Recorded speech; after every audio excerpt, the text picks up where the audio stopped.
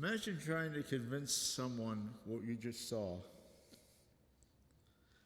But it really did happen.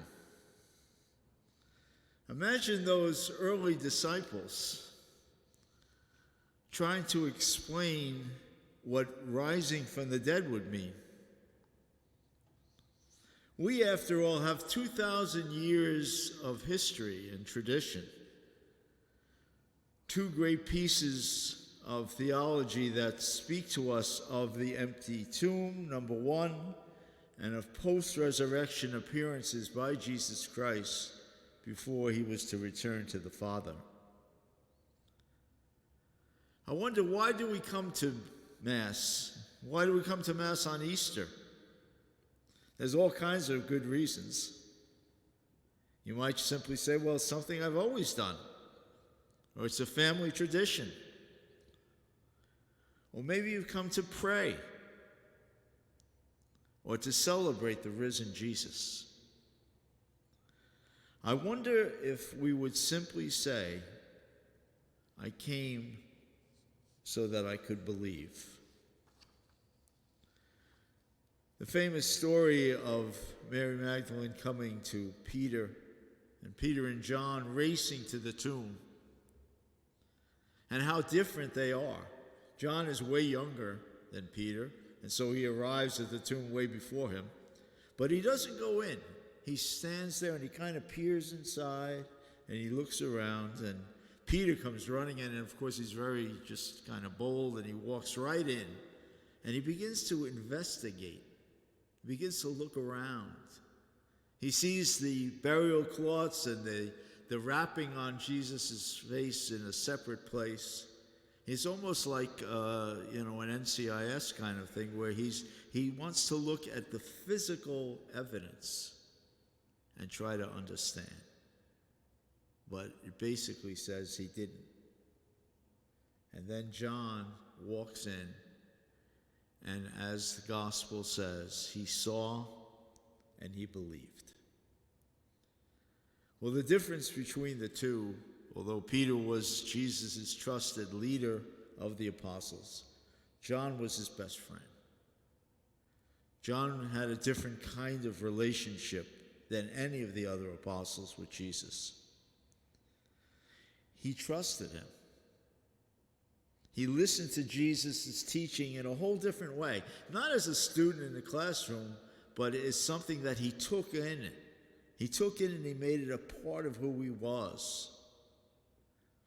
He felt the love that Jesus Christ spoke with, whether he was being compassionate and forgiving and understanding, or even when he was being challenging and bold and so on and so forth. He made a connection. How many times you see, even in sports, and some of the athletes will say, I give all the glory to Jesus Christ, and other people will say, Jesus is my best friend. Well, what does that mean? That can be. And as a matter of fact, God invites us to that. But that can only be in the context of faith. It's putting our money where our mouth is. And this day is the day that we celebrate who we are as Christians throughout the world. We, in 2021, we risk ridicule at having such beliefs, because it's such a sophisticated world and people actually believe that they can know and understand everything. And don't get me wrong, there is tremendous knowledge, there's tremendous advancement, there's all kinds of great gifts that God has allowed us to do. Just in recent times, with the development and the dispersal of so many people already with the vaccine, speaks to us of the gifts that we can attain as human beings. And so, in a sense, there are many things about life that we cannot see, but we know they're there, and we know they're important. That number one at the top of the list, love itself. We can express love. You can write a poem. You can write a song. You can paint something. You can do a lot of things, but really, how do you really capture it? It's something that's deep within us. And that's really what Easter is. That's why Easter is such it's a wonderful day, and it's a beautiful day, and it's a day filled with hope. You know, usually you celebrate it in early spring, where everything is possible, everything is potential, everything is growth, and so on and so forth.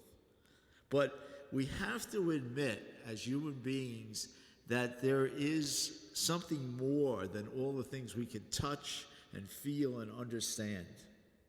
Evolved thinking is really what God calls us to use the gifts that he gave us. Knowledge is one of the gifts of the Holy Spirit. And so it's not just knowledge, a bunch of facts, but in a sense, there's also wisdom and understanding. And that's what we have to put all together. And that's, in a sense, what we're truly capable of and what God calls us to, and nothing less.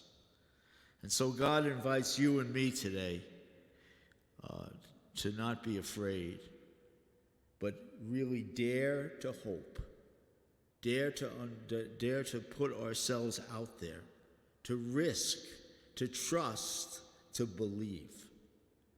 We enter the tomb today, and we see that the tomb is empty. God himself has rolled away that stone because he wants us to discover him. He wants us to understand him.